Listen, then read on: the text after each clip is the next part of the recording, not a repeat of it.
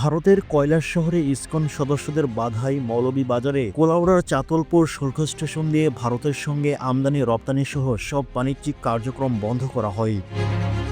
গতকাল বিকেল 4টার শেষ খবর পাওয়া পর্যন্ত চাতলপুর শুল্ক স্টেশন দিয়ে কোনো মালবাহী গাড়ি চলাচল করতে পারেনি। বিষয়টি নিয়ে বাংলাদেশ থেকে যোগাযোগ করলেও ভারত এখনও কোনো সদুত্তর দেয়নি বলে জানায় সংশ্লিষ্ট কর্মকর্তারা। জানা যায়, গত বুধবার বিকেলে ভারতের কৈলাস শহরে ইসকন সদস্যরা চাতলপুর শুল্ক স্টেশনের রাস্তা বন্ধ করে দেন। এতে বন্ধ হয়ে যায় দুই দেশের বাণিজ্যিক কার্যক্রম। বন্ধের কারণে 2 দিন ধরে প্রায় 1.5 কোটি টাকার মালামাল আটকে যায়। এতে বাংলাদেশি ব্যবসায়ীরা ক্ষতির মুখে পড়েন। চাতলাপুর এলসি স্টেশনের ব্যবসায়ী সমিতির সেক্রেটারি সুহেল রানা চৌধুরী ও ব্যবসায়ী রুবেল আহমেদ জানান, বুধবার থেকে আমদানি রপ্তানি বন্ধ থাকায় প্রায় 1.5 কোটি টাকার মালামাল আটকে রয়েছে। ভারতে অনেক মাছসহ কাঁচা পণ্য পাঠানো হতো, কিন্তু হঠাৎ করেই বন্ধ হয়ে যাওয়ায় তারা ক্ষতির মুখে পড়েছে।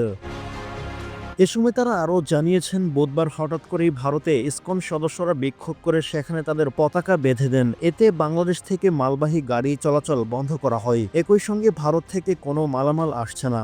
টিম টিআরসি হৃদয়ে ধারণ করে বাংলাদেশ।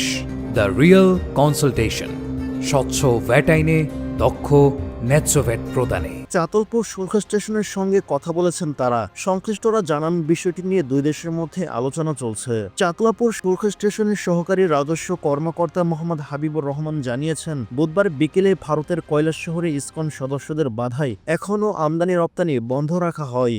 আমরা ভারতে যোগাযোগ করেছি, কিন্তু তারা কিছু জানাননি।